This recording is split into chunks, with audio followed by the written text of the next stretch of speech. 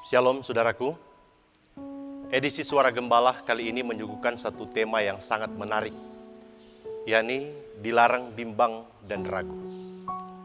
Saudaraku, saat saya mengatakan tema tentang kebimbangan, keraguan, mungkin di antara saudara ada yang sementara dalam kebimbangan.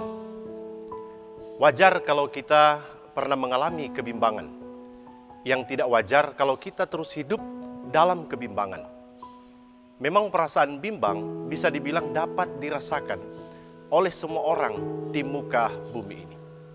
Mulai dari persoalan kecil seperti memilih pakaian untuk dikenakan, memilih lauk pauk saat mau makan, sampai memutuskan persoalan-persoalan besar dan prinsip seperti memilih tempat tinggal, pendidikan, pekerjaan, pasangan hidup, dan lain-lain sebagainya.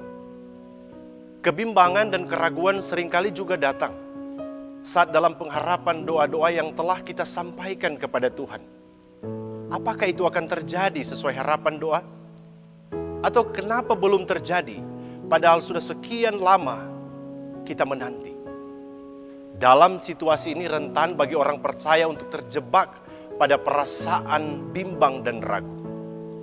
Situasi ini pun dipergunakan iblis untuk merongrong dan membuat kita bimbang dan ragu. Tidak lagi percaya pada kuasa dan pemeliharaan Tuhan. Karena pada prinsipnya, kebimbangan itu lahir dari hati yang tidak percaya. Bimbang sendiri berarti tidak tetap hati, kurang percaya, ragu-ragu, merasa khawatir dan cemas. Lalu apa kata firman Tuhan terkait kebimbangan? Yakobus 1 ayat 6 berkata, "Hendaklah ia memintanya dalam iman, dan sama sekali jangan bimbang. Sebab orang yang bimbang sama dengan gelombang laut yang diombang-ambingkan kian kemari oleh angin." Firman Tuhan ini, saudara, hendak mengajarkan kepada setiap orang yang percaya bahwa meminta sesuatu harus dengan kesungguhan hati, berdasarkan pada iman dan motivasi yang benar, sehingga dalam upaya penantian selalu mencerminkan keyakinan atas apa yang diharapkan. Yakin bahwa Ia Maha Kuasa, yakin bahwa kasih Allah dinyatakan terus bagi setiap orang yang percaya, yakin bahwa Allah Maha Mengetahui, yakin bahwa yang mustahil bagi manusia tidak mustahil bagi Tuhan. Itulah inti dari setiap harapan dan doa. Oleh sebab itu penting untuk senantiasa berpegang pada firman Allah. Sehingga isi dari setiap permohonan bukanlah mengenai keinginan dan kepuasan, tetapi agar kehendak Allah terjadi dalam hidup kita. Kalau sudah demikian, selanjutnya ialah jangan bimbang, tetapkan hati. Sebab kebimbangan sama halnya meremehkan kuasa Tuhan.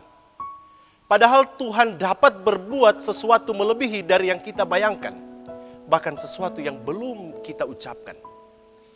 Saudaraku, tidak ada yang bisa kita harapkan dari kebimbangan, selain kita akan gagal dan mengalami kemunduran. Alkitab pun dengan jelas mencatat bahwa kita tidak akan bisa menerima sesuatu dari Tuhan jika kita terus-menerus hidup dalam kebimbangan dan keraguan. Itu kita bisa lihat dalam Yakobus 1 ayatnya yang ke-7.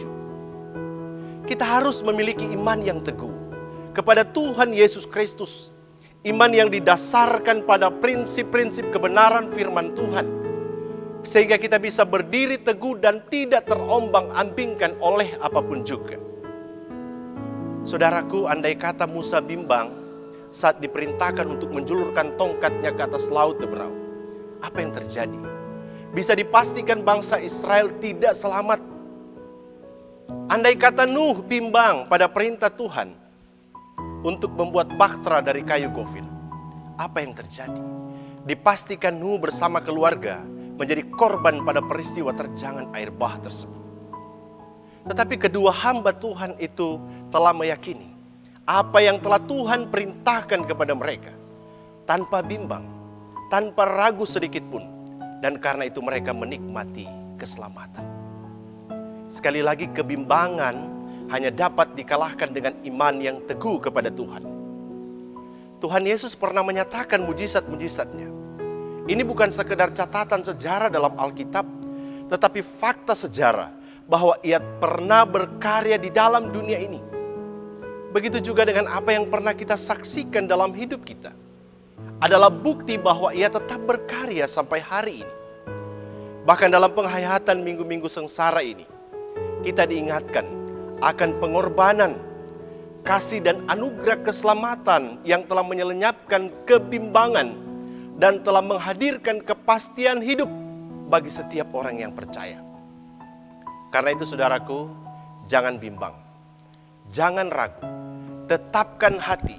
Tuhan Yesus adalah jalan kepastian dan hidup yang kekal. Bersandar pada Tuhan Yesus, hidupmu akan baik-baik saja. Tuhan Yesus memberkati kita semua. Amin.